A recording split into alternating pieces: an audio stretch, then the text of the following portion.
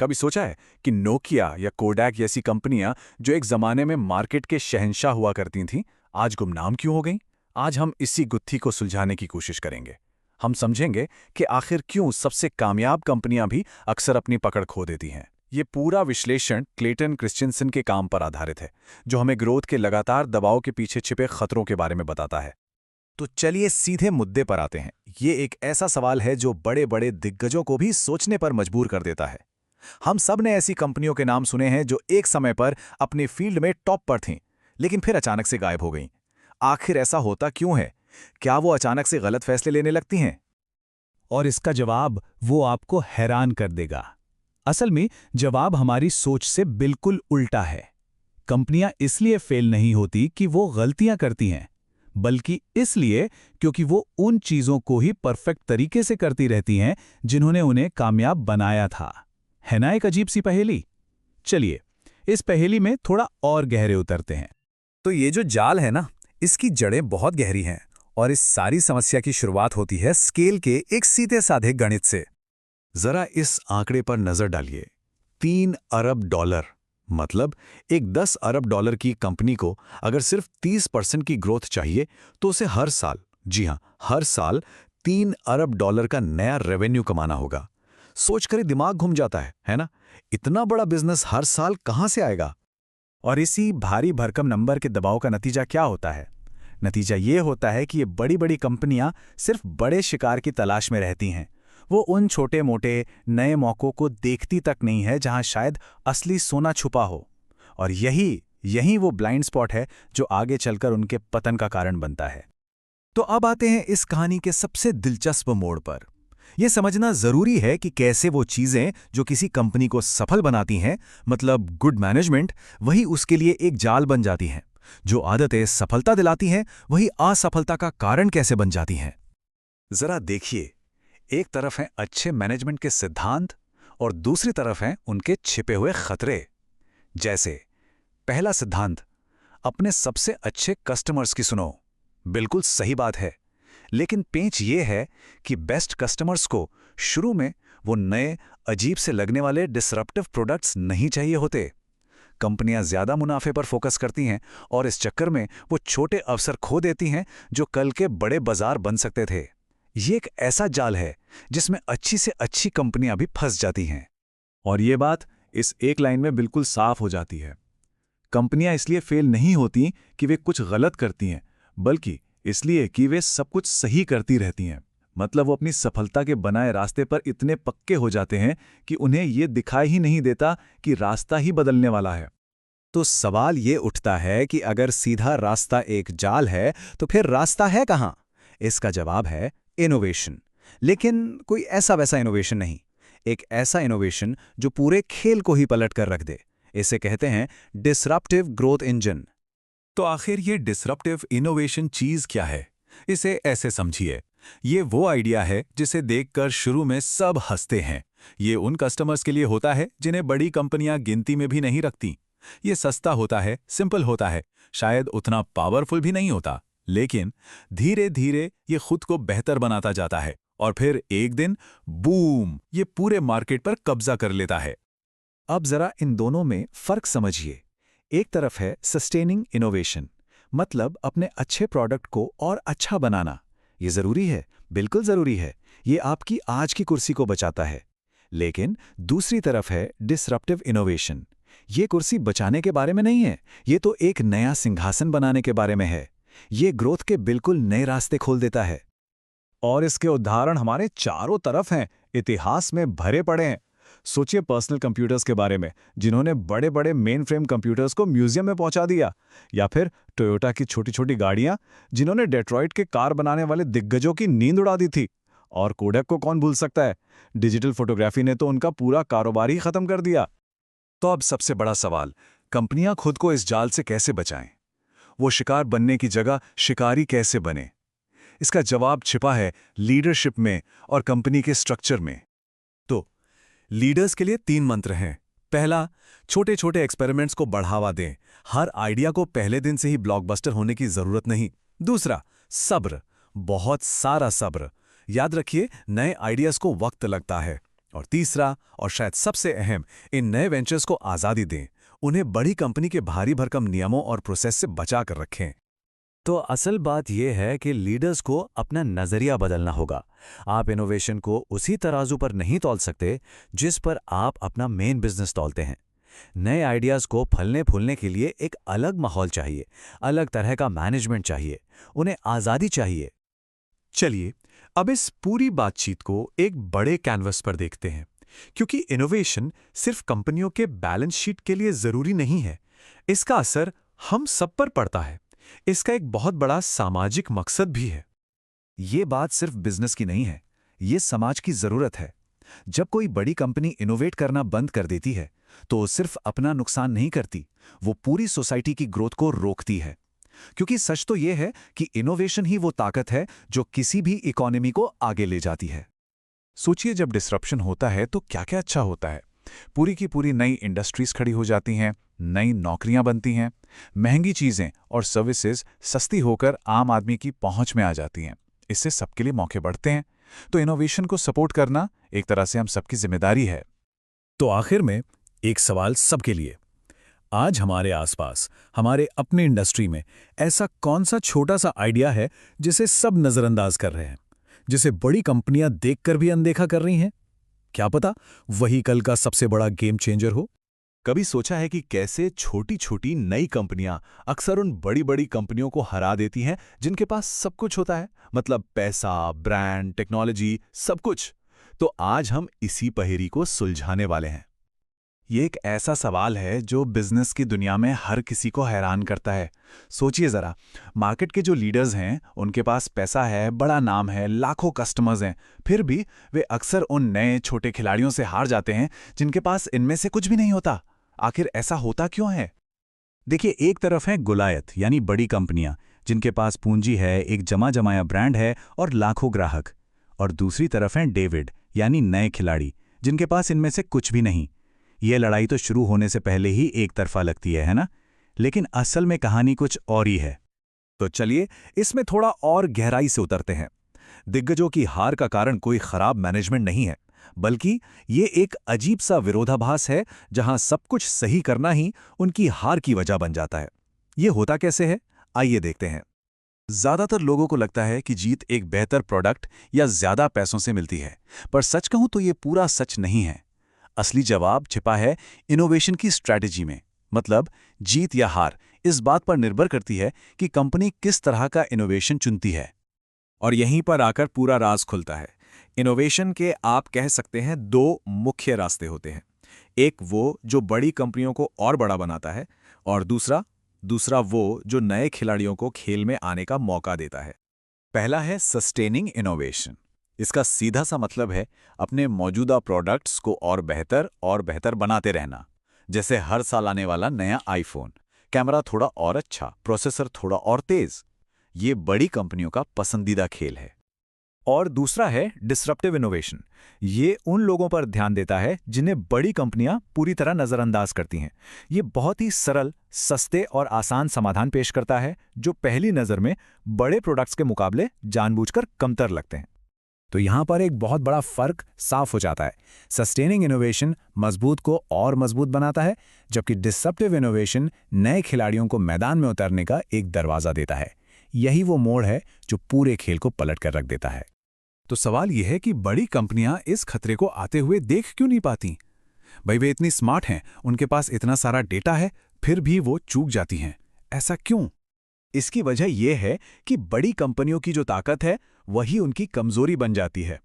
Disruptive innovation शुरू में एक बहुत छोटे मार्केट में होता है जिसका मुनाफा कम होता है, और ये उन ग्राहकों के लिए होता है जिनकी बड़ी कंपनियों को कोई परवाह नहीं होती, इसलिए वो इसे जानबूझकर नजरअंदाज कर देती हैं। इसका एक क्लासिक उदाहरण है स्टील इंडस्ट्री। मिनी मिल्स ने सबसे पहले एकदम घटिया क्वालिटी की सरिया बनाना शुरू किया, एक ऐसा प्रोडक्ट जिसे बड़ी स्टील कंपनियां बनाना ही नहीं चाहती थीं। फिर धीरे धीरे उन्होंने अपनी टेक्नोलॉजी को सुधारा और बेहतर प्रोडक्ट्स बनाने लगीं, और देखते ही देखते उन्होंने पूरे उद्योग पर कब्जा कर लिया। तो चलिए अब सिक्के का दूसरा पहलू देखते हैं, मतलब नए खिलाड़ी के नजरिए से। वे असल में ये खेल जीतते कैसे हैं, उनकी स्ट्रैटेजी क्या होती है? देखिए, ये एक तय पैटर्न पर चलता है। पहले एक नया सस्ता प्रोडक्ट आता है। ये उन ग्राहकों को अपनी ओर खींचता है जिन्हें नज़रअंदाज किया गया था। फिर धीरे धीरे ये प्रोडक्ट बेहतर होता जाता है और एक दिन आता है जब ये मेन स्ट्रीम कस्टमर्स के लिए भी काफ़ी अच्छा बन जाता है। इस बीच बड़ी कंपनी अपने ऊंचे मुनाफे वाले ग्राहकों में ही व्यस्त रहती है और तब तक बहुत देर हो चुकी होती है। इस चीज को और गहराई से समझने के लिए जॉब्स टू बी डन का सिद्धांत बहुत जरूरी है।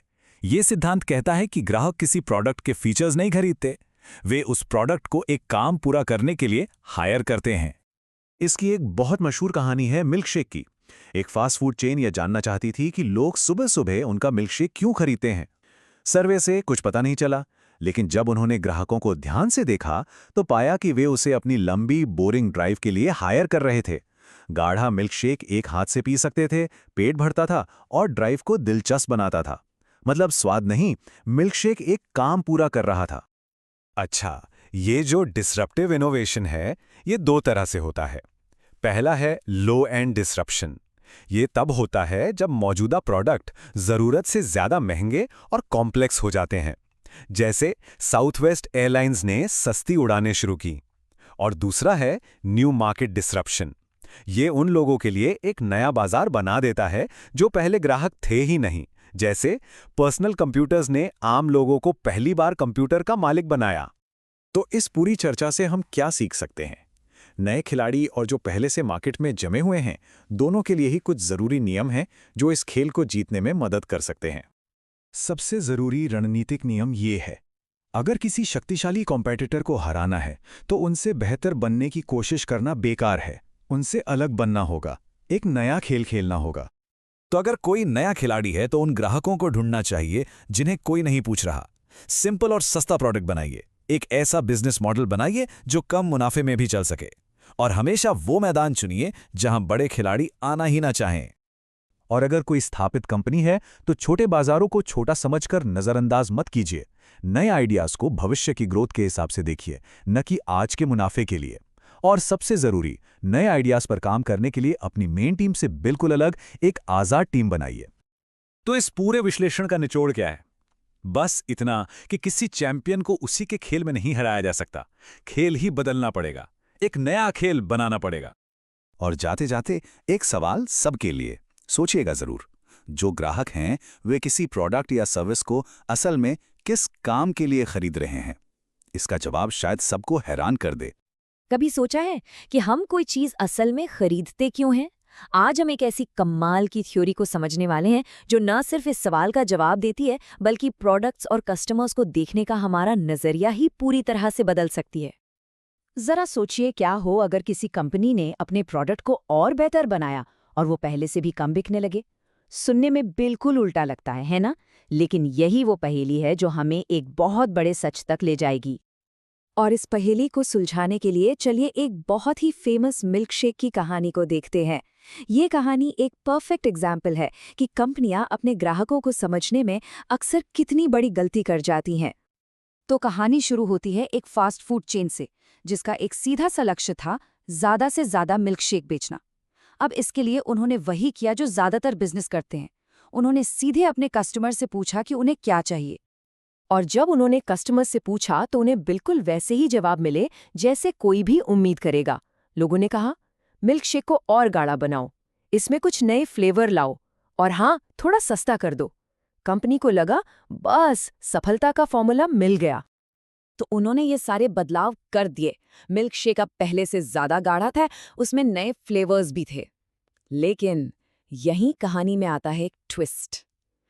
नतीजा, सेल्स में कोई फर्क नहीं पड़ा, जर्रा सा भी नहीं।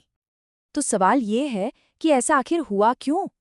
सारा डेटा, सारी रिसर्च, सारे सुधार, सब करने के बाद भी नतीजा जीरो क्यों रहा? इसका जवाब हमारी पारंपरिक सोच से बिल्कुल अलग है। देखिए, इसका असली जवाब इस बात में छिपा है कि कंपनियां अक्सर गलत सवाल पूछ रही होती हैं। उनके डेटा इकट्ठा करने के तरीके में ही एक बुनियादी प्रॉब्लम थी, और वो प्रॉब्लम कौन और क्यों के बीच के फर्क में है। आमतौर पर कंपनियां ये जानने में लगी रहती हैं कि ग्राहक कौन है, उनकी उम्र क्या है, उनकी इनकम कितनी है, लेकिन ये सारी जानकारी ये नहीं बताती कि वो कोई चीज़ खरीद क्यों रहे हैं। असली पावर कौन में नहीं, क्यों में छुपी है। और यहीं से एक बहुत ही जबरदस्त आइडिया सामने आता है। आइडिया ये है कि कस्टमर कोई प्रोडक्ट नहीं खरीदते, वो तो किसी काम को पूरा करने के लिए एक सॉल्यूशन को हायर करते हैं, यानी किराए पर लेते हैं। यही जॉब्स टू बी डन थ्योरी का सार है। तो चलिए अब इस थियरी को थोड़ा और गहराई से समझते हैं। ये वो चाबी है जो न सिर्फ मिल्कशेक के रहस्य को सुलझाएगी, बल्कि बिजनेस की दुनिया की कई और पहेलियों को भी हल कर सकती है। सीधे और सरल शब्दों में कहें तो हम सब अपनी जिंदगी में किसी न किसी काम को पूरा करने के लिए या किसी स्थिति में आगे बढ़ने के लिए प्रोडक्ट्स खरीदते हैं।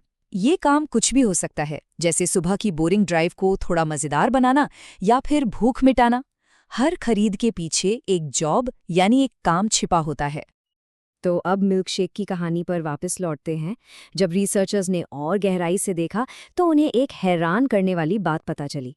मिल्कशेक का असली कंपटीशन दूसरे ड्रिंक्स या डेजर्ट से था ही नहीं, उसका मुकाबला था केले से, स्नैक्स से और सबसे ज्यादा बोरियत से। लोग उसे एक लंबी बोरिंग सुबह की ड्राइव को थोड़ा इंटरेस्टिंग बनाने के जॉब के लिए हायर कर रहे थे। और ये जो जॉब है ना, ये सिर्फ एक काम नहीं है, इसके 3 गहरे पहलू होते हैं। एक है फंक्शनल, यानी प्रोडक्ट असल में करता क्या है। दूसरा है इमोशनल, यानी वो हमें कैसा महसूस कराता है। और तीसरा है सोशल, वो दूसरों की नज़रों में हमारी इमेज कैसे बनाता है। जैसे एक ड्रिल मशीन सिर्फ दीवार में छेद नहीं करती, वो हमें अपने हाथ से कुछ ठीक करने का गर्व भी महसूस कराती है। ये थ्योरी सिर्फ मिल्कशेक तक ही सीमित नहीं है, ये हमें ये भी समझाती है कि कोडैक और ब्लैकबेरी जैसी इतनी बड़ी कंपनियां आखिर क्यों नाकाम हो गईं। कोडैक को ही ले लीजिए, वो दुनिया की सबसे अच्छी फिल्म बनाने पर ही फोकस करते रहे, जबकि कस्टमर्स का असली जॉब था अपनी यादों को कैद करना और उन्हें फौरन दूसरों के साथ शेयर करना।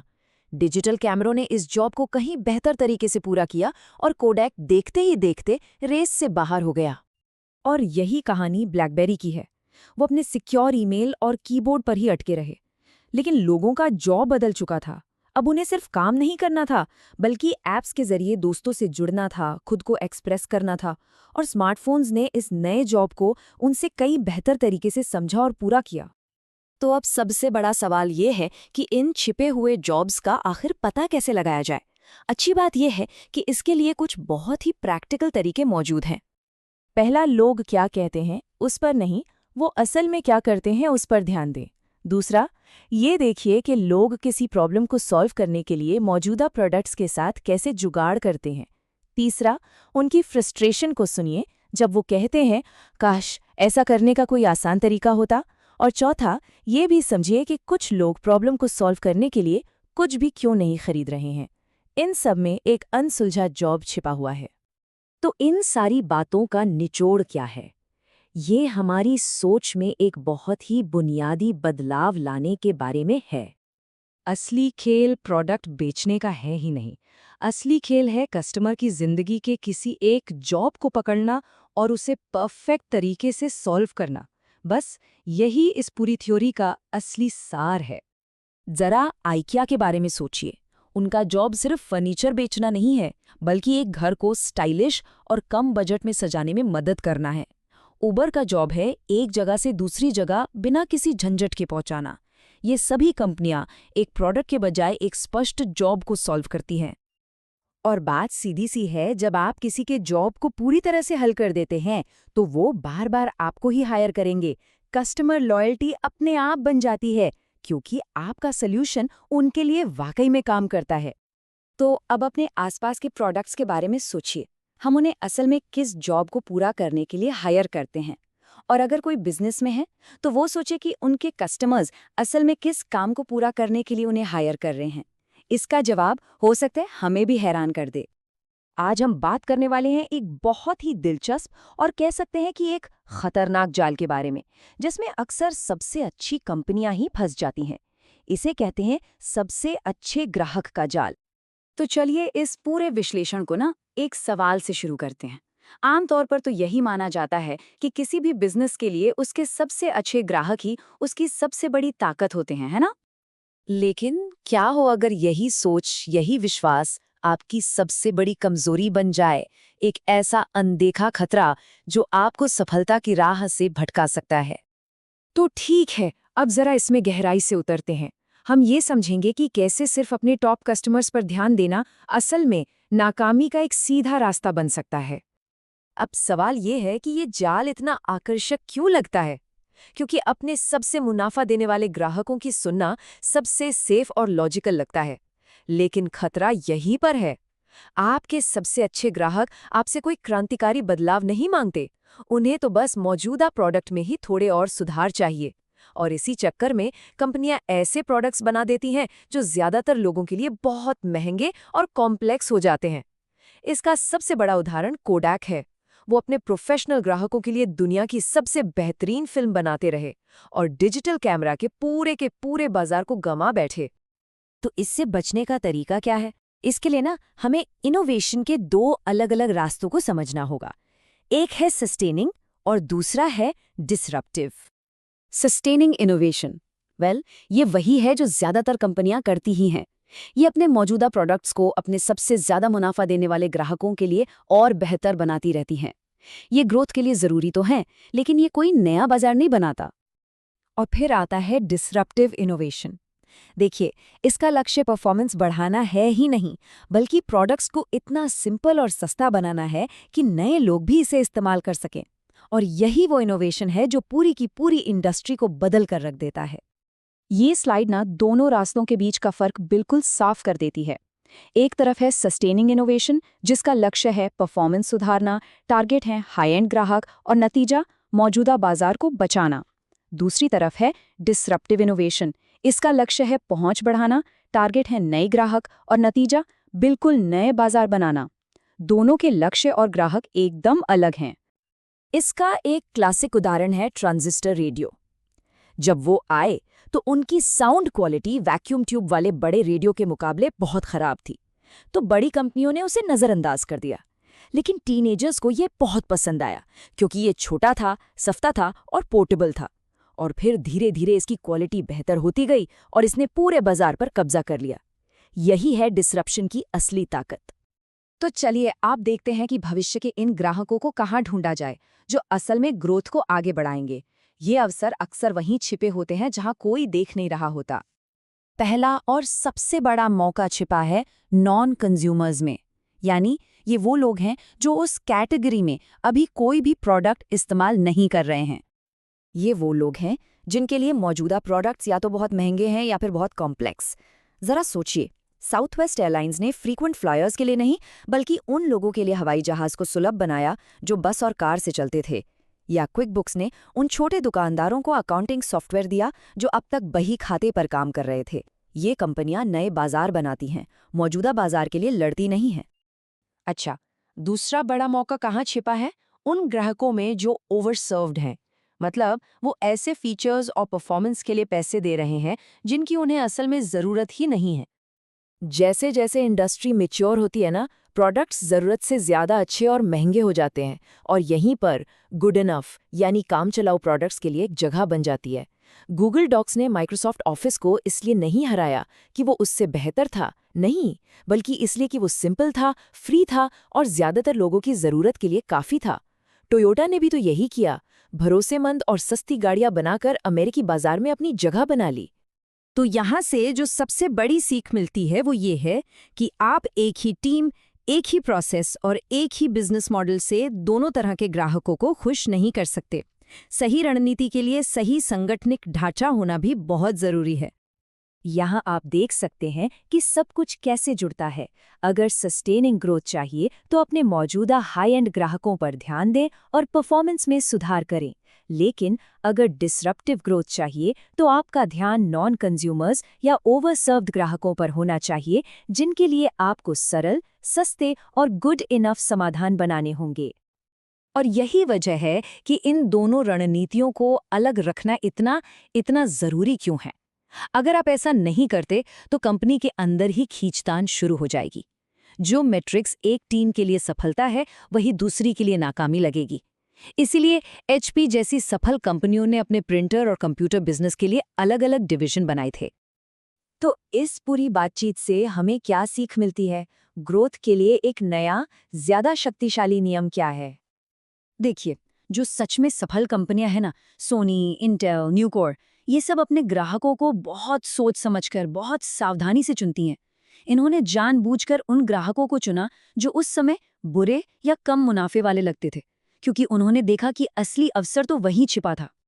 तो सबसे जरूरी बात जो याद रखनी है वो ये है, अपने सबसे बड़े ग्राहकों के पीछे भागने के बजाय सबसे बड़े अवसरों के पीछे भागना चाहिए। और अक्सर ये अवसर उन ग्राहकों के पास होते हैं जिन्हें आज कोई भी महत्व नहीं दे रहा है। और ये हमें अपने आखिरी सवाल पर लाता है। जरा सोचिए, आपके आसपास, आपकी इंडस्ट्री में वो कौन से नॉन कंज्यूमर्स हैं जो बस एक सरल, सस्ते और सुलभ समाधान का इंतजार कर रहे हैं? असली ग्रोथ का रास्ता वहीं छिपा है। हर बिजनेस के सामने एक बहुत ही बुनियादी लेकिन बड़ा सवाल होता है, कौन से काम खुद किए जाएं और किन कामों के लिए दूसरों पर भरोसा किया जाए। ये एक ऐसा रणनीतिक फैसला है जो किसी कंपनी को बना भी सकता है और बिगाड़ भी सकता है। कभी सोचा है कि कुछ कंपनियां हर काम खुद ही क्यों करना चाहती हैं? चलिए एक बहुत ही दिलचस्प पहेली से शुरू करते हैं। एप्पल जैसी कंपनी को ही ले लीजिए। ये कंपनी लगभग हर चीज खुद बनाने पर इतना जोर क्यों देती है? हार्डवेयर से लेकर सॉफ्टवेयर तक सब कुछ अपने कंट्रोल में क्यों रखना चाहती है? और वहीं दूसरी तरफ डेल जैसी कंपनी ने ठीक इसका उल्टा करके इतनी बड़ी कामयाबी हासिल की। उन्होंने तो लगभग हर चीज आउटसोर्स की और दूसरों के बनाए हुए पार्ट्स को सिर्फ असेंबल किया। तो सवाल ये है कि एक ही इंडस्ट्री में दो कामयाब कंपनियों की स्ट्रैटेजी इतनी अलग-अलग कैसे हो सकती है?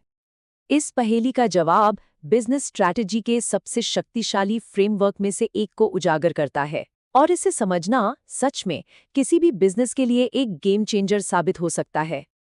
ये सब कुछ एक मूल विचार पर आकर टिकता है, इंटीग्रेशन बनाम मॉड्यूलैरिटी। यही वो फ्रेमवर्क है जो कंपनियों को ये तय करने में मदद करता है कि उनके बिजनेस की सीमाएं आखिर क्या होनी चाहिए। तो ये दो शब्द आखिर हैं क्या? देखिए, इंटीग्रेशन का सीधा सा मतलब है कि एक कंपनी अपनी वैल्यू चेन के ज्यादातर स्टेप्स जैसे डिजाइन, मैन्युफैक्चरिंग, सेल्स, ये सब कुछ खुद करती है। वहीं मॉड्यूलैरिटी का मतलब है कि कंपनी माहिर सप्लायर्स से बने बनाए स्टैंडर्ड पार्ट्स खरीदकर उन्हें बस जोड़ देती है। मतलब एक तरफ पूरा कंट्रोल है तो दूसरी तरफ फ्लेक्सिबिलिटी और विशेषज्ञता का फायदा। तो कोई कंपनी ये फैसला कैसे करे? यहीं पर आते हैं महान विचारक क्लेटन क्रिस्टेंसन। उन्होंने एक बहुत ही सरल लेकिन कमाल का नियम दिया। वहां इंटीग्रेट करो जहां परफॉर्मेंस अभी तक अच्छी नहीं है। बस यही वो चाबी है जो इस पूरी पहेली को खोलती है। चलिए पहले ये देखते हैं कि सब कुछ अपने कंट्रोल में रखना कब फायदेमंद होता है, यानी इंटीग्रेशन की असली ताकत क्या है और इसे कब इस्तेमाल करना चाहिए। और इसका सबसे क्लासिक उदाहरण है एप्पल। एप्पल असल में सिर्फ एक प्रोडक्ट नहीं बेच रहा, वो एक शानदार, एक बेहतरीन एक्सपीरियंस बेच रहा है। और एक स्मूथ एक्सपीरियंस देने के लिए हर चीज पर पूरा कंट्रोल होना बहुत जरूरी है। जरा सोचिए, एप्पल क्या क्या कंट्रोल करता है? अपने आईफोन्स का हार्डवेयर डिजाइन, खुद के बनाए हुए ए सीरीज चिप्स, अपना ऑपरेटिंग सिस्टम iOS, और तो और अपने रिटेल स्टोर्स भी। इसी गहरे इंटीग्रेशन की वजह से ही एक आईफोन इतना स्मूथ और यूजर फ्रेंडली महसूस होता है। यहाँ परफॉर्मेंस इतनी ज्यादा मायने रखती है कि इंटीग्रेशन जरूरी हो जाता है। एक और बहुत ही दिलचस्प उदाहरण टेस्ला का है। टेस्ला एक पूरी की पूरी नई इंडस्ट्री की सबसे बड़ी बाधाओं को दूर करने के लिए इंटीग्रेशन का इस्तेमाल कर रही है। टेस्ला बैटरी डिजाइन और प्रोडक्शन, गाड़ी का सॉफ्टवेयर, सीधे ग्राहकों को बिक्री और अपना सुपरचार्जर नेटवर्क सब कुछ खुद कंट्रोल करती है। क्यों? क्योंकि इलेक्ट्रिक व्हीकल का जो पूरा इकोसिस्टम है ना, उसकी परफॉर्मेंस अभी भी काफी अच्छी नहीं है। अगर इसे बड़े पैमाने पर अपनाना है तो टेस्ला को ये सारी रुकावटें खुद ही दूर करनी होंगी। अच्छा, तो अब सिक्के का दूसरा पहलू देखते हैं और समझते हैं कि कब दूसरों पर निर्भर रहना यानी मॉड्यूलैरिटी एक जीतने वाली स्ट्रैटेजी बन जाती है। इसके लिए पीसी इंडस्ट्री से बेहतर कोई मिसाल हो ही नहीं सकती। ये एक मैच्योर इंडस्ट्री है जहां कंपनियां अब परफॉर्मेंस पर नहीं बल्कि कीमत और कस्टमाइजेशन पर मुकाबला करती हैं। डेल जैसी कंपनियां लगभग सब कुछ बाहर से लेती हैं। इंटेल से माइक्रो प्रोसेसर, माइक्रोसॉफ्ट से ऑपरेटिंग सिस्टम और बाकी सप्लायर से मेमोरी चिप्स और हार्ड ड्राइव्स। वे ऐसा इसलिए कर सकती हैं क्योंकि हर एक कंपोनेंट की परफॉर्मेंस अपने आप में ज़रूरत से ज़्यादा अच्छी हो चुकी है। यहाँ फोकस लागत कम करने और ग्राहकों को ढेरों विकल्प देने पर है। लेकिन यहाँ एक बड़ा दिलचस्प मोड़ है। क्रिस्टेंसन एक और नियम बताते हैं जिसे मॉड्यूलैरिटी के संरक्षण का नियम कहते हैं। इसका मतलब ये है कि अगर आप सिस्टम के एक हिस्से को बहुत मॉड्यूलर बना देते हैं तो पूरे सिस्टम को बेहतर बनाने के लिए आपको कहीं और इंटीग्रेशन करना ही पड़ेगा। आप सब कुछ मॉड्यूलर नहीं बना सकते। इसे पीसी के उदाहरण से ही समझते हैं। पीसी का हार्डवेयर मार्केट बहुत ज़्यादा मॉड्यूलर है। हर पार्ट के लिए ढेरों सप्लायर्स मौजूद हैं। कोई भी अपनी पसंद का प्रोसेसर, रैम या हार्ड ड्राइव चुन सकता है। और हार्डवेयर की यही मॉड्यूलैरिटी ऑपरेटिंग सिस्टम यानी माइक्रोसॉफ्ट विंडोज़ को वो ज़रूरी इंटीग्रेटेड हिस्सा बनने पर मजबूर कर देती है जो इन सभी अलग-अलग पार्ट्स को एक साथ काम करवाता है। तो देखा, हार्डवेयर मॉड्यूलर है लेकिन सॉफ्टवेयर वो गोंद है जो सब कुछ जोड़कर रखता है। अब एक बहुत ज़रूरी चेतावनी, अगर इस फ्रेमवर्क को गलत तरीके से लागू किया जाए तो ये एक बहुत बड़े जाल में फंसा सकता है जिसे आउटसोर्सिंग ट्रैप कहते हैं। तो सबसे बड़ा नियम ये है, अपने बिजनेस का वो हिस्सा कभी भी आउटसोर्स न करें जो ग्राहक के लिए आपके प्रोडक्ट की वैल्यू तय करता है। जिस चीज़ की वजह से ग्राहक आपको चुनता है उस पर से अपना कंट्रोल कभी न खोएं। इसका सबसे दुखद उदाहरण नोकिया का पतन है। सोचिए 2007 में नोकिया मोबाइल मार्केट का बेताज बादशाह था। फिर उन्होंने अपने प्रमुख सॉफ्टवेयर को आउटसोर्स करना शुरू कर दिया और नतीजा, वो एप्पल के इंटीग्रेटेड आईफोन के एक्सपीरियंस का मुकाबला ही नहीं कर सके और कुछ ही सालों में उन्हें अपना पूरा मोबाइल बिजनेस बेचना पड़ गया। उन्होंने वही चीज़ आउटसोर्स कर दी जो सबसे ज़्यादा मायने रखती थी। तो इस पूरी चर्चा से हम क्या सीख सकते हैं? इसे 3 सरल सवालों में समेटा जा सकता है जो किसी भी बिजनेस के लिए पूछे जाने बहुत ज़रूरी हैं।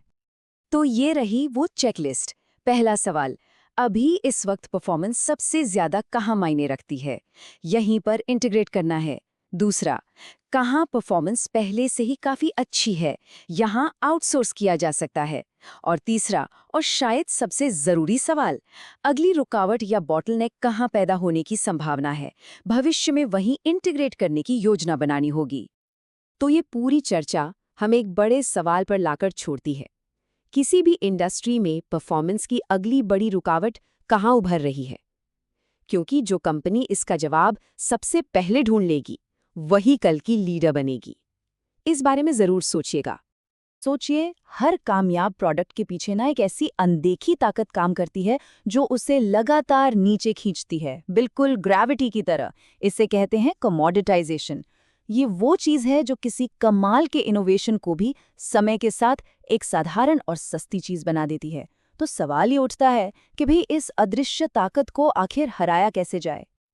कभी इस बारे में सोचा है कि जो प्रोडक्ट कभी एकदम क्रांतिकारी लगता था, कुछ ही सालों में बाजार में उसके जैसे दर्जनों विकल्प आ जाते हैं और फिर सारी की सारी लड़ाई बस कीमत पर आकर टिक जाती है। आज हम इसी पहेली को सुलझाने वाले हैं। तो हमारी कहानी का विलन है ये कमोडिटी ट्रैप। ये एक ऐसा जाल है जिसमें अच्छे से अच्छे ब्रांड्स और प्रोडक्ट्स फंस जाते हैं और जहां उनकी जो यूनिक पहचान होती है ना, वो कहीं खो जाती है। इसको ना एकदम आसान भाषा में समझते हैं। जब कोई ग्राहक आपके प्रोडक्ट और आपके कॉम्पिटिटर के प्रोडक्ट में कीमत के अलावा कोई खास फर्क ही नहीं कर पाता, तो बस समझ जाइए कि आपका प्रोडक्ट एक कमोडिटी बन चुका है। और ये हमारे चारों तरफ हो रहा है। याद है पहले कंप्यूटर खरीदना कितनी बड़ी बात हुआ करती थी? आज ज्यादातर लोगों के लिए ये बस स्पेसिफिकेशंस और कीमत का खेल बनकर रह गया है। यही है कमोडिटी ट्रैप। लेकिन यहाँ एक अच्छी खबर भी है। ये जो गिरावट है ना, ये कोई वन वे स्ट्रीट नहीं है। यहीं पर एक बहुत दिलचस्प थ्योरी सामने आती है जो बताती है कि वैल्यू यानी मूल्य कैसे एक जगह से दूसरी जगह शिफ्ट होता रहता है। तो ये एक लगातार चलने वाला चक्र है। जब इंडस्ट्री का एक हिस्सा, मान लीजिए हार्डवेयर, कमोडिटी बन जाता है तो वैल्यू कहीं और चली जाती है, जैसे सॉफ्टवेयर या सर्विसेज में। ये एक डांस की तरह है, जहां एक पार्टनर नीचे जाता है तो दूसरा ऊपर उठता है। ये लाइन इस पूरी चर्चा का मूल मंत्र है। जो स्मार्ट कंपनियां होती हैं वो इस गिरावट से लड़ती नहीं हैं, बल्कि वो ये देखती हैं कि अच्छा, अब अवसर कहाँ शिफ्ट हो रहा है और फिर वे उस नए अवसर का पीछा करती हैं। तो ये चक्र काम कैसे करता है? देखिए, सब कुछ एक नए इनोवेशन से शुरू होता है। फिर धीरे धीरे वो इनोवेशन इतना आम हो जाता है कि वो काफ़ी अच्छा या गुड इनफ लगने लगता है। फिर उसके स्टैंडर्ड्स तय हो जाते हैं और आखिर में वो एक कमोडिटी बन जाता है। और बस यहीं से ये पूरा का पूरा चक्र फिर से किसी और फील्ड में शुरू हो जाता है। अच्छा, इस थ्योरी को असल दुनिया में समझने के लिए पीसी इंडस्ट्री से बेहतर कोई उदाहरण हो ही नहीं सकता। चलिए देखते हैं कि वहाँ वैल्यू कैसे और कहाँ शिफ्ट हुई। जरा 80s के दौर को याद कीजिए। तब सारा का सारा मुनाफा IBM जैसी कंपनियों को होता था, जो पूरा का पूरा कंप्यूटर बनाकर बेचती थीं। लेकिन देखिए हुआ क्या, जैसे ही हार्डवेयर काफ़ी अच्छा हो गया, असली पैसा, असली मुनाफा उन कंपनियों की जेब में जाने लगा जो परफॉर्मेंस की अगली चुनौती को तोड़ रही थीं। कौन थी वो कंपनियां? इंटेल अपने प्रोसेसर के साथ और माइक्रोसॉफ्ट अपने ऑपरेटिंग सिस्टम के साथ। तो यहाँ से सबसे बड़ी सीख ये मिलती है कि हमेशा उस मौके की तलाश में रहना चाहिए जहाँ ग्राहकों को अब भी बेहतर परफॉर्मेंस की ज़रूरत है, क्योंकि मुनाफे का अगला बड़ा खजाना वहीं कहीं छिपा होता है। तो अब जब हम प्रॉब्लम और उसके पूरे साइकिल को समझ चुके हैं, तो असली सवाल ये है कि इससे बचे कैसे। चलिए अब इस इकोनॉमिक ग्रेविटी से बचने के लिए एक ठोस प्लान पर नजर डालते हैं। स्रोत सामग्री से 4 बड़ी और असरदार रणनीतियां निकलकर आती हैं। समझ लीजिए कि ये 4 रणनीतियां इस जाल से बाहर निकलने का आपका फ्लाइट प्लान है। पहली स्ट्रैटेजी है वैल्यू चेन में अपनी जगह को बदलना। मतलब या तो आप रॉ मटेरियल यानी अपस्ट्रीम की तरफ जाएं, या फिर सीधे ग्राहक यानी डाउनस्ट्रीम की तरफ जाएं, जहां भी असली वैल्यू छिपी हो। IBM और Amazon इसके सबसे शानदार उदाहरण हैं। जब उनका मेन बिजनेस कमोडिटी बन रहा था, तो वे वहीं पर रुके नहीं, वो उस दिशा में आगे बढ़े जहां असली वैल्यू और मुनाफा था। दूसरी रणनीति कहती है कि सिर्फ एक पुर्जा बनाने के बजाय पूरे के पूरे सिस्टम पर कंट्रोल हासिल कर लो। मतलब एक पजल का टुकड़ा बनने की जगह खुद ही पूरी पजल बन जाओ। और इसका सबसे बड़ा उदाहरण एप्पल। जाहिर है, जहां दूसरे पीसी बनाने वाले सिर्फ डब्बे बेच रहे थे, एप्पल ने एक पूरा इकोसिस्टम खड़ा कर दिया।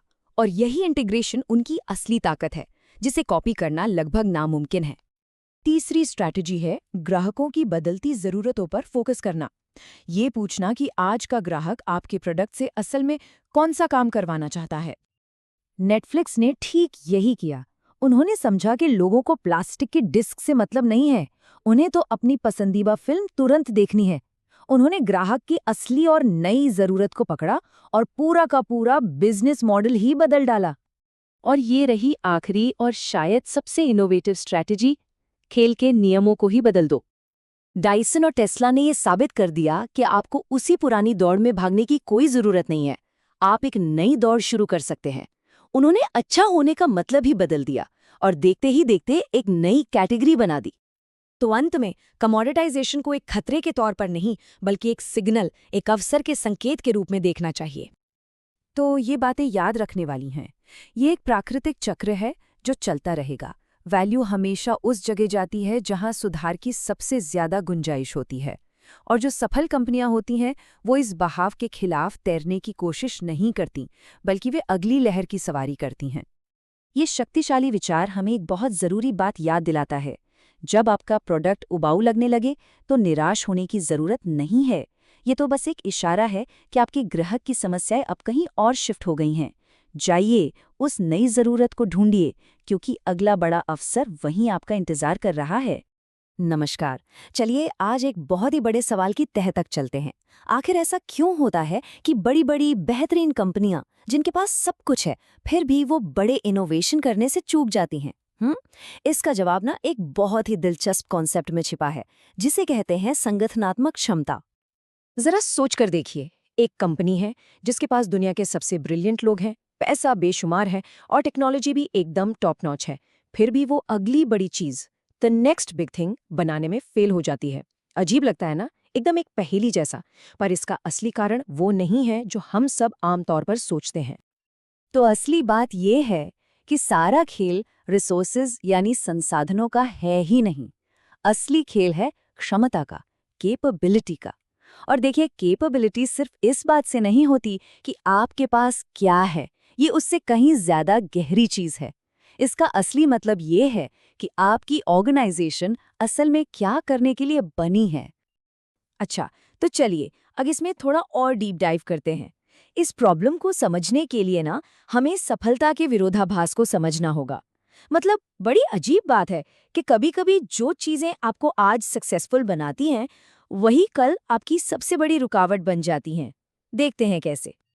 देखिए, क्लेटन क्रिस्टियनसन के मुताबिक किसी भी ऑर्गेनाइजेशन की कैपेबिलिटी या कह लें कि उसकी असली ताकत 3 चीजों से मिलकर बनती है।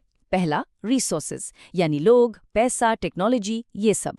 दूसरा, प्रोसेस मतलब काम करने का तरीका क्या है, नियम क्या हैं। और तीसरा, वैल्यूज यानी कंपनी किन चीजों को प्रायोरिटी देती है, उसके लिए क्या जरूरी है। और यहीं पर सबसे बड़ी गलतफहमी होती है। ज्यादातर कंपनियां क्या करती हैं, वो सिर्फ रिसोर्सेज पर फोकस करती हैं। उन्हें लगता है कि भाई स्मार्ट लोगों को हायर कर लो, नई टेक्नोलॉजी खरीद लो और इनोवेशन हो जाएगा।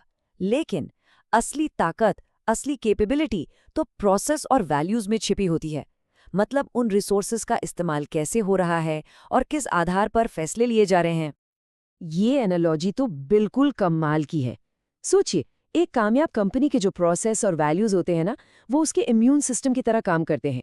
उनका काम क्या है? मौजूदा बिजनेस मॉडल को हर हाल में बचाना। तो जैसे ही कोई नया डिसरप्टिव आइडिया, कोई बाहरी सेल अंदर आता है, ये पूरा सिस्टम उसे खतरे की तरह देखता है और उस पर अटैक कर देता है। और ऐसा क्यों होता है? क्योंकि देखिए, कोई भी सक्सेसफुल कंपनी आज के बिजनेस के लिए एकदम परफेक्टली ऑप्टिमाइज्ड होती है। उसका पूरा ध्यान हाई प्रॉफिट मार्जिन्स पर, अपने बड़े बड़े ग्राहकों पर और प्रिडिक्टेबल रिजल्ट्स पर होता है। कोडक की फिल्म या नोकिया के हार्डवेयर के बारे में सोचिए। उनकी पूरी की पूरी मशीनरी सिर्फ इसी चीज को बनाए रखने के लिए और बेहतर करने के लिए बनी थी। और यहीं से असली प्रॉब्लम शुरू होती है। जो डिसरप्टिव इनोवेशंस होते हैं ना, वो इसके बिल्कुल उल्टे होते हैं। शुरुआत में उनका मार्जिन कम होता है, मार्केट छोटा और अनसर्टेन होता है और रिस्क तो बहुत ही ज्यादा होता है। जरा डिजिटल फोटोग्राफी या फिर ऐप इकोसिस्टम के शुरुआती दिनों के बारे में सोचिए। उस वक्त ये चीजें एस्टैब्लिश्ड बिजनेस मॉडल्स के लिए एक थ्रेट, एक खतरे की तरह ही दिखी होंगी। तो सवाल ये उठता है कि अगर प्रॉब्लम ऑर्गेनाइजेशन के डीएनए में ही है, तो फिर इसका सोल्यूशन क्या है? खैर, अच्छी खबर यह है कि इसका एक रास्ता है, और वो रास्ता है ऑर्गेनाइजेशन को डिसरप्शन के लिए खास तौर पर डिजाइन करना। और इसका जो मूल सिद्धांत है ना, वो बहुत सिंपल है। जैसा काम वैसा संगठन। मतलब इनोवेशन के काम को सही तरह के ऑर्गेनाइजेशन से मैच करना पड़ेगा। सीधी सी बात है, एक ही तरह का ऑर्गेनाइजेशन हर काम के लिए फिट नहीं हो सकता। असली स्ट्रैटेजी यही है कि काम को देखकर उसके हिसाब से ऑर्गेनाइजेशन बनाया जाए। तो ये नई कैपेबिलिटी बनाने के लिए मोटे तौर पर 3 रास्ते होते हैं। पहला, आप कंपनी के अंदर ही एक नई टीम या नई क्षमता बना लें। दूसरा, आप एक बिल्कुल अलग इंडिपेंडेंट ऑर्गेनाइजेशन ही बना दें। या फिर तीसरा, आप किसी ऐसी कंपनी को ही खरीद लें जिसके पास ये कैपेबिलिटी पहले से मौजूद हो। चलिए, इनको थोड़ा और समझते हैं कि कौन सा रास्ता कब चुनना चाहिए। पहला, यानी इंटरनली बनाना। ये तब काम आता है जब नया मौका आपके मौजूदा प्रोसेसेस और वैल्यूज से मिलता जुलता हो, जैसे टोयोटा ने लेक्सस डिवीजन बनाया। दूसरा रास्ता, एक अलग यूनिट बनाना। ये असली डिसरप्शन के लिए बेस्ट है, जहां एक बिल्कुल नई कल्चर और कॉस्ट स्ट्रक्चर की जरूरत हो। नेटफ्लिक्स का अपनी स्ट्रीमिंग सर्विस को अलग से लॉन्च करना इसका परफेक्ट उदाहरण है।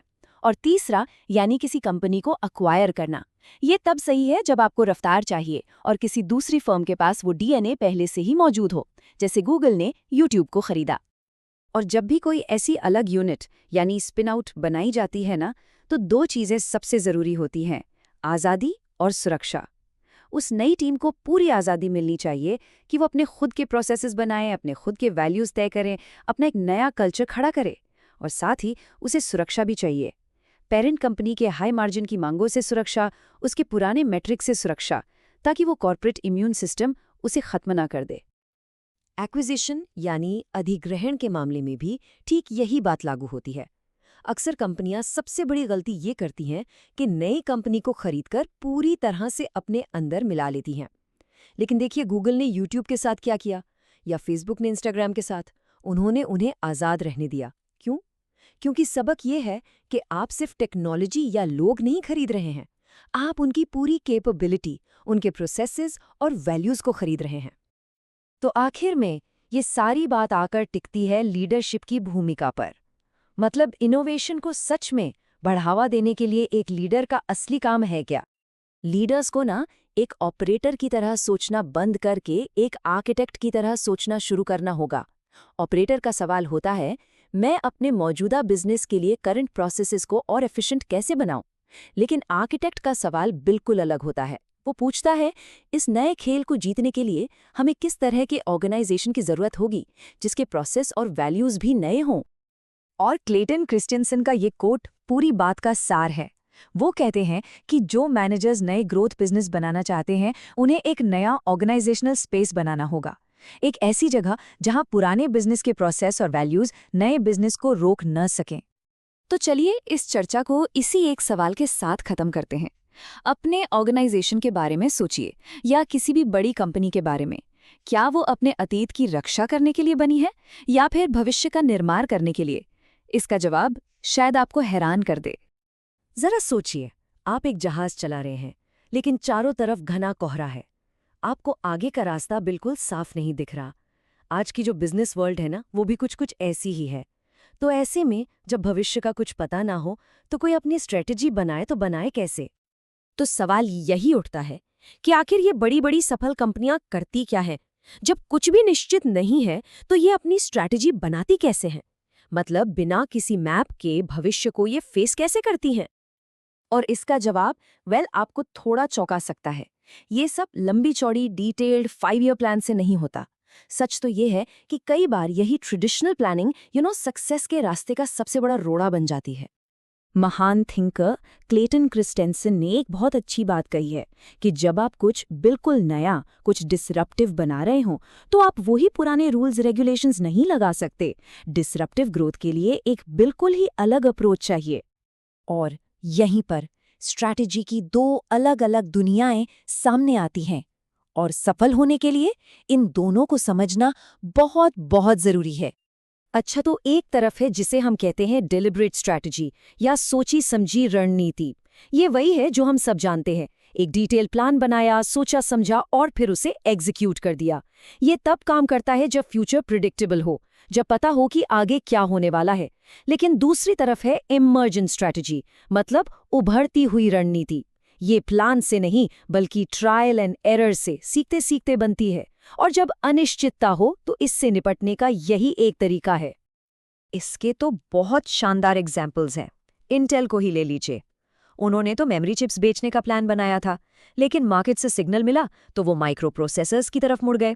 और यूट्यूब, अरे वो तो एक डेटिंग साइट की तरह शुरू हुआ था, लेकिन जब यूजर्स ने हर तरह के वीडियो डालने शुरू कर दिए तो उन्होंने अपना पूरा रास्ता ही बदल दिया। यही तो है इमर्जेंट स्ट्रैटेजी का क्लासिक एग्जाम्पल।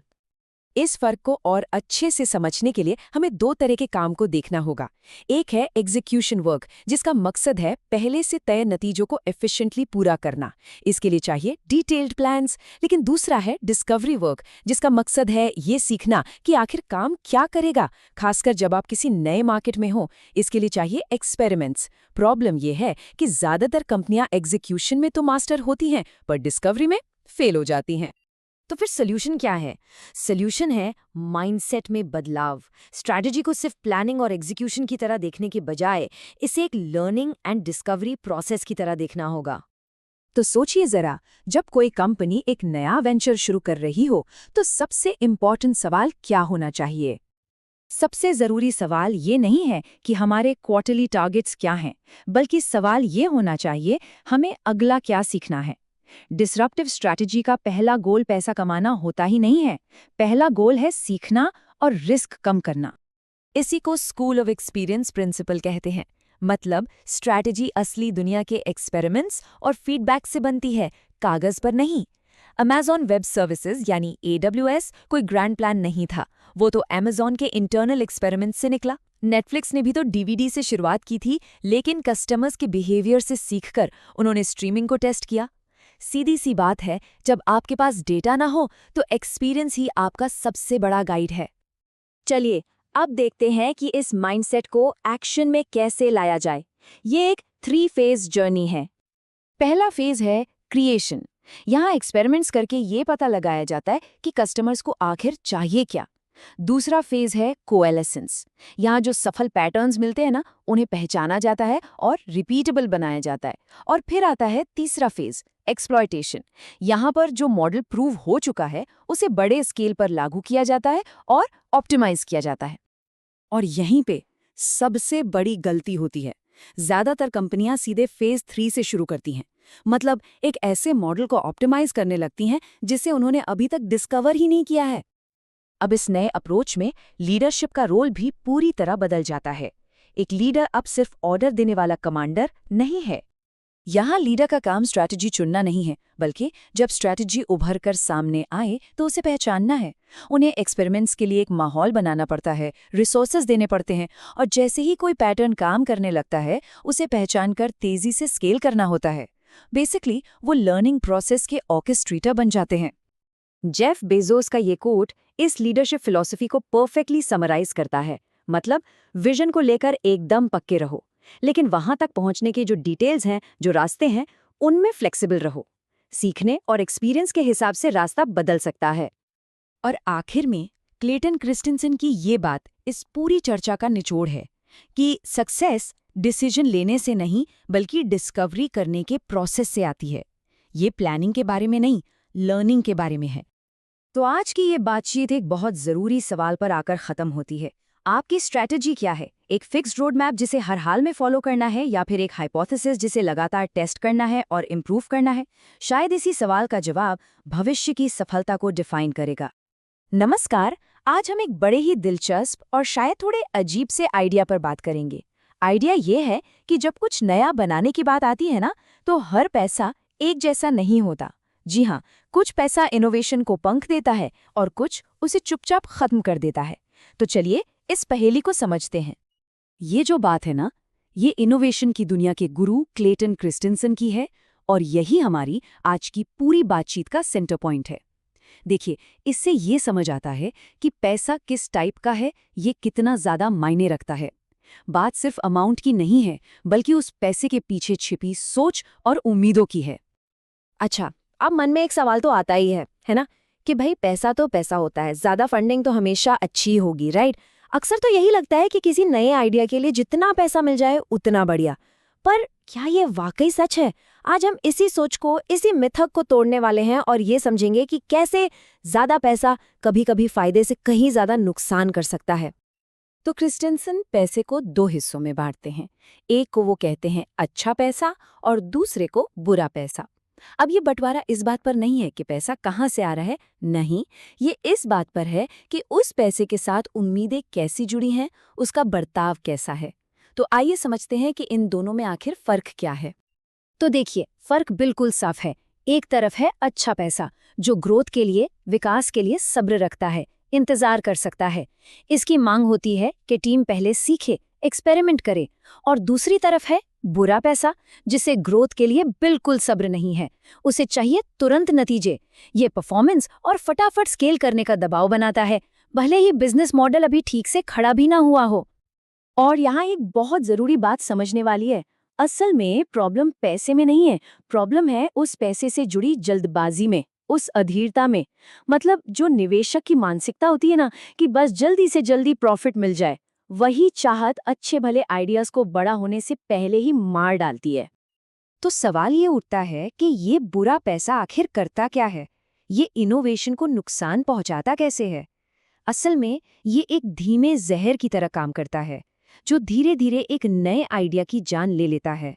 चलिए इसके पूरे प्रोसेस को स्टेप बाय स्टेप समझते हैं। तो ये पूरा विनाश का चक्र चलता कैसे है?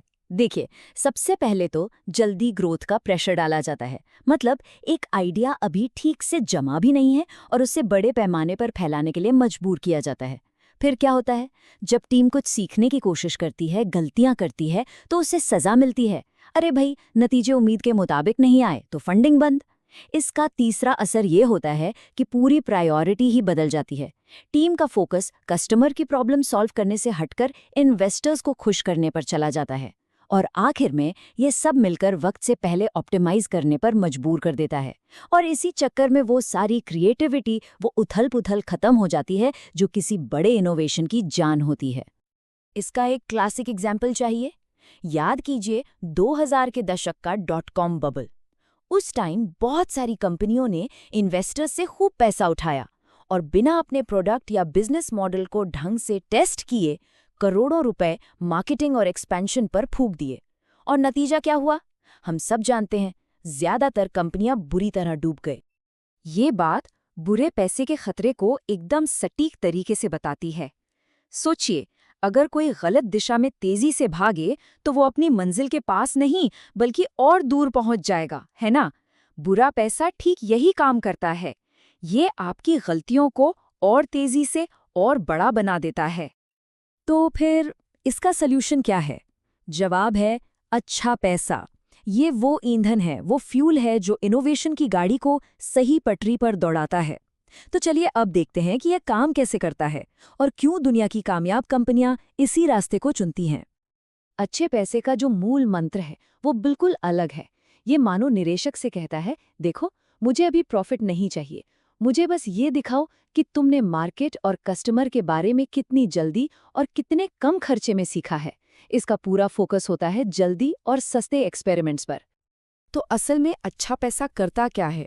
ये टीमों को कुछ बहुत ही ज़रूरी काम करने की आज़ादी देता है, जैसे कि छोटे छोटे प्रोटोटाइप बनाना, अलग अलग बिजनेस मॉडल्स को ट्राई करना, और हाँ, जल्दी और सस्ते में फेल होने की भी आज़ादी देता है, ताकि जो भी सबूत मिले उनके आधार पर रास्ता बदला जा सके। यहाँ फेलियर को अंत नहीं बल्कि सीखने का एक ज़रूरी हिस्सा माना जाता है। और इतिहास में इसके कई शानदार उदाहरण हैं। टोयोटा को ही ले लीजिए।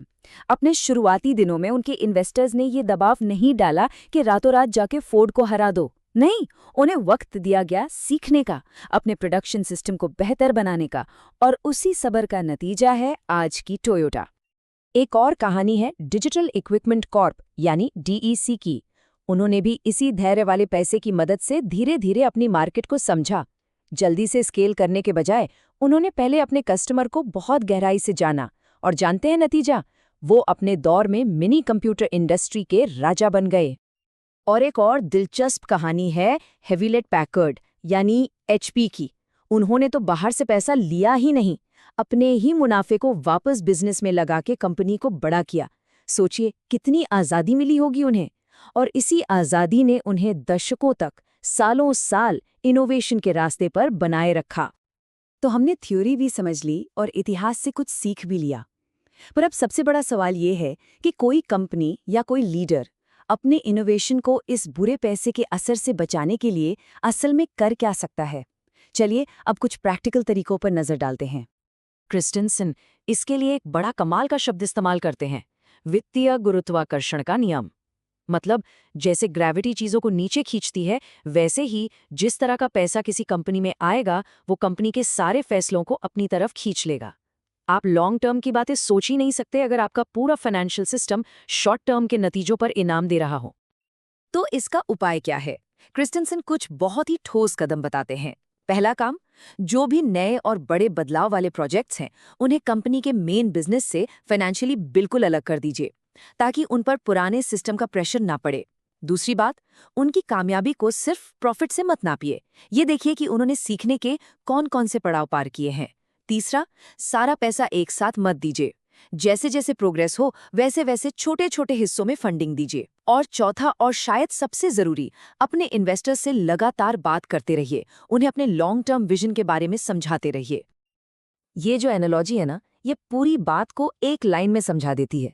सोचिए, क्या कोई किसी छोटे बच्चे को चलने से पहले दौड़ने के लिए मजबूर कर सकता है? नहीं ना। ठीक वैसे ही एक नए आइडिया से तब तक प्रॉफिट नहीं मांगा जा सकता जब तक वो अपना रास्ता खुद न ढूंढ ले। हर स्टेज को सही तरह के सहारे की जरूरत होती है। तो आज के इस पूरी बातचीत का निचोड़ क्या है? हमने ये समझा कि पैसा सिर्फ पैसा नहीं होता, ये एक बहुत ताकतवर सिग्नल है जो ये तय करता है कि कोई नया आइडिया जिएगा या मरेगा। चलिए अब इसके अंतिम और सबसे जरूरी निष्कर्ष पर आते हैं। इस पौधे वाली बात को हमेशा याद रखना चाहिए।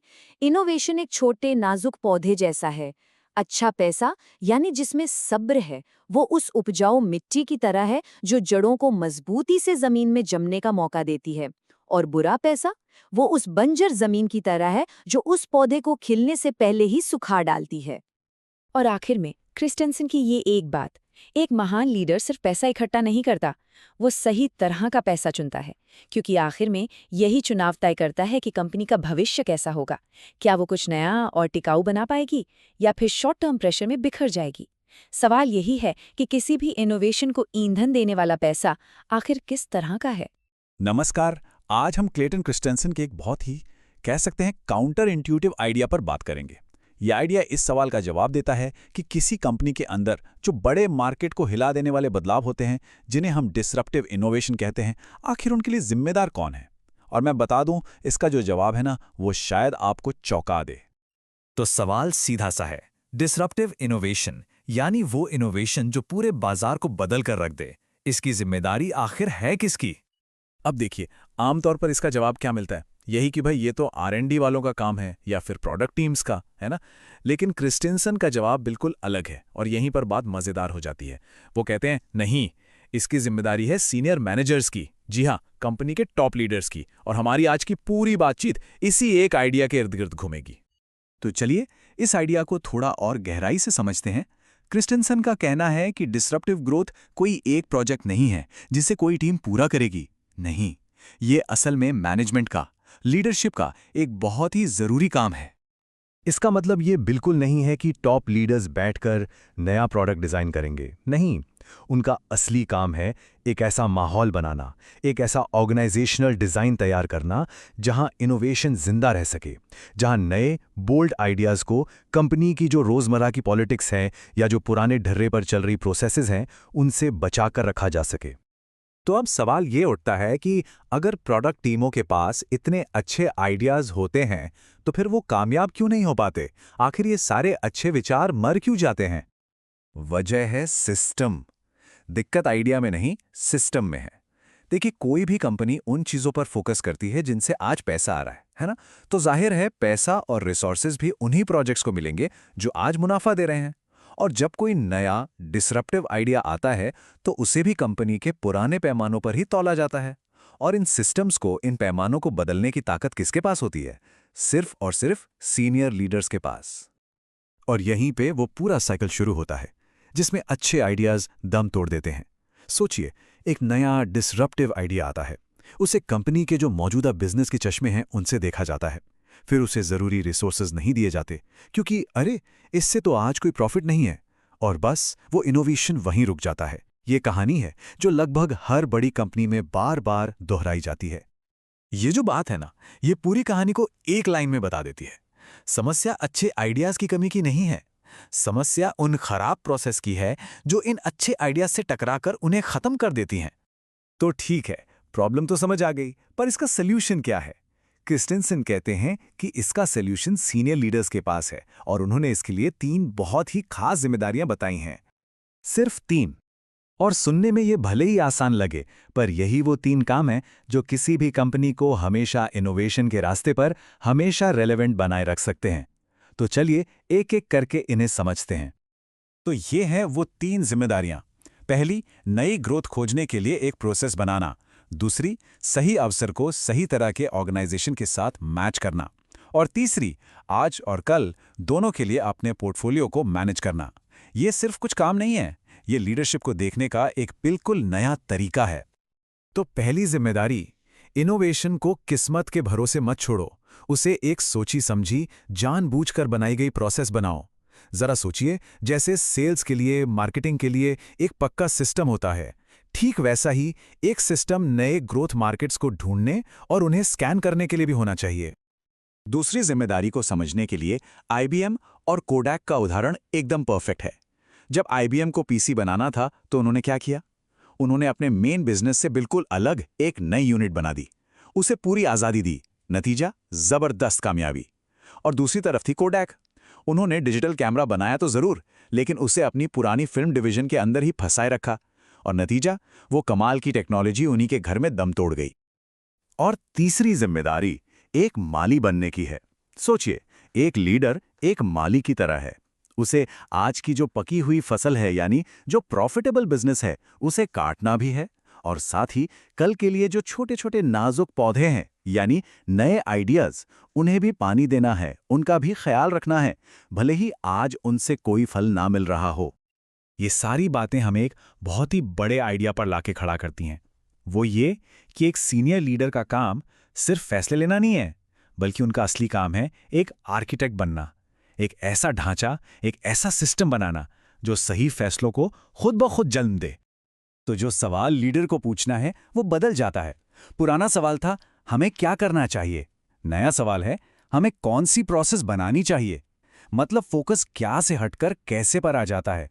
एक ऐसा सिस्टम कैसे बनाएं जिससे सही लोग सही समय पर सही फैसले ले पाएं बार बार। और इसीलिए क्रिस्टियनसन लीडर के लिए एक नया रोल डिफाइन करते हैं, कॉर्पोरेट प्रोसेस आर्किटेक्ट। मतलब एक ऐसा लीडर जो सिस्टम डिजाइन करता है, जिसका काम सिर्फ ऑर्डर देना नहीं बल्कि एक ऐसा इकोसिस्टम बनाना है जहां इनोवेशन अपने आप फले फूले। इसे समझने का एक और बहुत अच्छा तरीका है कॉर्पोरेट पेरेंट का आइडिया। एक कंपनी को बॉस की तरह नहीं, एक पेरेंट की तरह बर्ताव करना चाहिए। जैसे माँ बाप अपने हर बच्चे की अलग ज़रूरत को समझते हैं, वैसे ही कंपनी को अपनी अलग अलग बिजनेस यूनिट्स का ख्याल रखना चाहिए। किसी को ज़्यादा एफिशिएंसी के लिए पुश करना है तो किसी को एक्सपेरिमेंट करने की पूरी आज़ादी देनी है। तो इन सब बातों का, इस पूरी सोच का आखिरी मकसद क्या है? दी अल्टीमेट गोल क्या है? देखिए, लक्ष्य कोई एक इनोवेशन नहीं है, एक सिंगल हिट नहीं। असली लक्ष्य है एक ऐसी कंपनी बनाना जिसमें बार बार लगातार नई ग्रोथ पैदा करने की काबिलियत हो। एक ऐसा रिन्यूअल इंजन बनाना जो कंपनी को हमेशा नया बनाए रखे। और क्रिस्टेंसन की ये बात एक लीडर की असली विरासत को बताती है। उनका सबसे बड़ा योगदान कोई एक इनोवेशन नहीं है, बल्कि एक ऐसा संगठन बनाना है जो उनके जाने के बहुत बाद भी अपने आप बार बार और कामयाबी से इनोवेट करता रहे। यही असली लेगेसी है। तो आखिर में ये एक सवाल है जो हर किसी को अपने आप से अपनी कंपनी के बारे में पूछना चाहिए। क्या आपकी कंपनी इनोवेट करने के लिए डिजाइन की गई है या फिर अनजाने में ही इनोवेशन का विरोध करने के लिए? क्योंकि इसी सवाल के जवाब में किसी भी कंपनी का भविष्य छुपा है। हेलो, कभी सोचा है कि एक टॉप सीईओ असल में करता क्या है? देखिए, द इनोवेटर सॉल्यूशंस किताब के हिसाब से उनका काम सिर्फ कंपनी चलाने से कहीं कहीं ज्यादा है। आज हम यही समझने वाले हैं कि किसी भी कंपनी की ग्रोथ को बनाए रखने के लिए एक सीईओ की असली भूमिका क्या होती है। तो चलिए शुरू करते हैं। ये एक ऐसा सवाल है जो हर बिजनेस लीडर के दिमाग में घूमता है। आखिर इतनी बड़ी बड़ी शानदार कंपनियां फेल क्यों हो जाती हैं? जरा सोचिए ब्लॉकबस्टर या कोडैक के बारे में। ये तो अपने अपने टाइम के किंग थे, पर फिर भी टिक नहीं पाए। आज हम इसी पहेली को सुलझाने की कोशिश करेंगे। तो प्रॉब्लम की जड़ छुपी है दो तरह के इनोवेशन में। पहला है सस्टेनिंग इनोवेशन, मतलब अपने मौजूदा प्रोडक्ट को और बेहतर बनाते रहना, जैसे कि एक थोड़ा और तेज फोन, ये सेफ है। और दूसरा है डिसरप्टिव इनोवेशन, मतलब कुछ बिल्कुल ही नया बना देना, जैसे कि दुनिया का पहला स्मार्टफोन। हाँ, ये रिस्की है, लेकिन यही तो भविष्य बनाता है। अक्सर कंपनियां पहले वाले में ही फंसी रह जाती हैं और दूसरे वाले मौके को गंवा देती हैं। तो फिर एक सीईओ का क्या काम है? देखिए, वो सिर्फ आज के मैनेजर नहीं है, बल्कि वो भविष्य के आर्किटेक्ट हैं। उनका काम सिर्फ जहाज चलाना नहीं, बल्कि एक ऐसा नया जहाज बनाना है जो आने वाले तूफानों का भी सामना कर सकें। और ये एक ऐसी जिम्मेदारी है जिससे वो भाग नहीं सकते। ये किताब कहती है कि सीईओ इनोवेशन का अल्टीमेट आर्किटेक्ट होता है। और ये कोई फैंसी टाइटल नहीं है, ये उनकी सबसे सबसे जरूरी जिम्मेदारी है। यही वो रोल है जो तय करता है कि कंपनी आगे चलकर जिंदा रहेगी या बस इतिहास का एक पन्ना बनकर रह जाएगी। और हाँ, ये एक ऐसा काम है जिसे किसी और को सौंपा नहीं जा सकता। क्यों? क्योंकि जो भविष्य बदलने वाले आइडियाज़ होते हैं ना, वो शुरुआत में बहुत नाजुक होते हैं। उन्हें बचाने के लिए सीईओ के पर्सनल भरोसे और धैर्य की ज़रूरत पड़ती है, खासकर तब जब बाकी सब लोग उस आइडिया को छोड़ देना चाहते हों। अच्छा, तो एक सीईओ ये सब करता कैसे है? इसे किसी एक्शन फिल्म की तरह समझिए, जहां हीरो को कई मुश्किलों का सामना करना पड़ता है। इनोवेशन को बचाने के लिए कुछ लड़ाइयां तो जीतनी ही पड़ती हैं। चलिए देखते हैं कि ये लड़ाइयां हैं कौन सी। और सबसे चौंकाने वाली बात यह है कि असली दुश्मन बाहर नहीं, बल्कि कंपनी के अंदर ही होता है। किताब में इसके लिए एक बड़ा दिलचस्प नाम है, कॉर्पोरेट एंटीबॉडीज। तो ये कॉर्पोरेट एंटीबॉडीज हैं क्या? ऐसे समझिए, ये कंपनी के इम्यून सिस्टम की तरह हैं।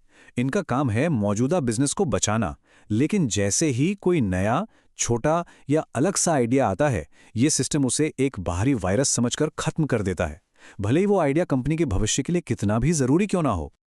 तो इन एंटीबॉडी से लड़ने के लिए सीईओ को एक स्मार्ट प्लान बनाना पड़ता है। पहला कदम, नई आइडियाज वाली टीमों के लिए एक सेफ हाउस बनाना, जहां पुराने नियम कानून लागू ना हो।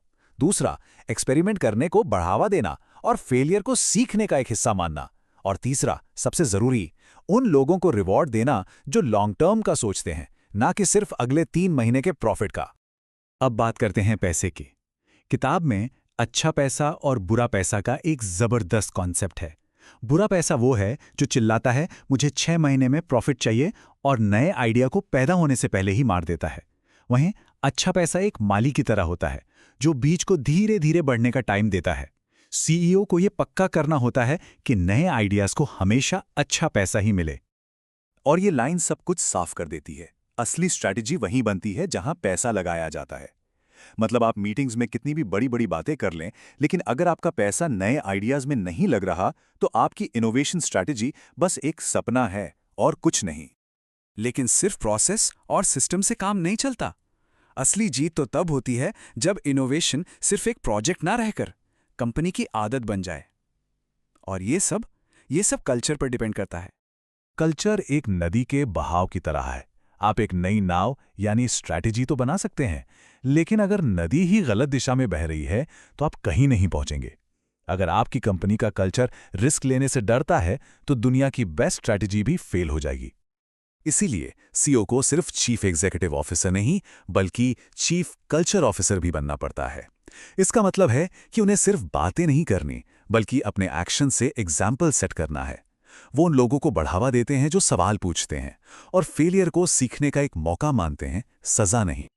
अच्छा, ये सब सुनने में तो बहुत अच्छा लगता है, लेकिन क्या ये असल में काम करता है? चलिए एक रियल लाइफ एग्जाम्पल देखते हैं। टाटा नैनो की कहानी। रतन टाटा का विजन बिल्कुल क्रांतिकारी था। उन लाखों परिवारों के लिए एक कार बनाना जो बारिश में स्कूटर पर भीगते हुए जाते थे। यह सिर्फ एक नया प्रोडक्ट नहीं था, यह एक पूरा का पूरा नया बाजार बनाने का सपना था। और इस सपने को उन्होंने तब भी नहीं छोड़ा जब उनकी अपनी टीम को ही इस पर शक था। नैनो प्रोजेक्ट सच कहूं तो लगभग नामुमकिन लग रहा था। टेक्निकल प्रॉब्लम्स थीं, कंपनी के अंदर ही लोग कह रहे थे कि इससे पैसा नहीं बनेगा। लेकिन रतन टाटा ने पर्सनली इस प्रोजेक्ट को प्रोटेक्ट किया, इसे उन्हीं कॉर्पोरेट एंटीबॉडीज से बचाया जो इसे खत्म करना चाहते थे। तो नैनो की कहानी से हमें क्या सीखने को मिलता है? यही कि एक सच्चे लीडर का काम सिर्फ शॉर्ट टर्म प्रॉफिट देखना नहीं बल्कि एक बड़े विजन के लिए लड़ना है। नैनो का बिजनेस रिजल्ट चाहे जो भी रहा हो, ये लीडरशिप का एक जबरदस्त एग्जाम्पल है कि कैसे एक अकेला इंसान भविष्य के लिए लड़ सकता है। तो एक इनोवेटिव सीईओ की असली विरासत क्या होती है? ये सिर्फ प्रॉफिट के आंकड़े नहीं है। असली विरासत है एक ऐसी कंपनी बनाना जो उनके जाने के बहुत बाद भी खुद को बार बार बदल सके, नए रूप में ढाल सके। एक ऐसी कंपनी बनाना जो हमेशा चलती रहे। तो आज की 4 सबसे जरूरी बातें क्या हैं? पहली, टॉप लीडरशिप को एक ढाल की तरह नए आइडियाज को बचाना होगा। दूसरी, नई टीमों को आज़ादी देने के लिए उन्हें मेन बिजनेस से अलग रखना जरूरी है। तीसरी, असली स्ट्रैटेजी वहां दिखती है जहां आप अपना पैसा लगाते हैं। और चौथी, कल्चर आपके कहने से नहीं बल्कि आपके करने से बनता है। और आखिर में बस ये याद रखिए, सबसे बेहतरीन सीईओज सिर्फ आज को मैनेज नहीं करते, वो अपनी कंपनियों को इतना काबिल बना देते हैं कि वो लगातार भविष्य बना सकें। और यही असली लीडरशिप है।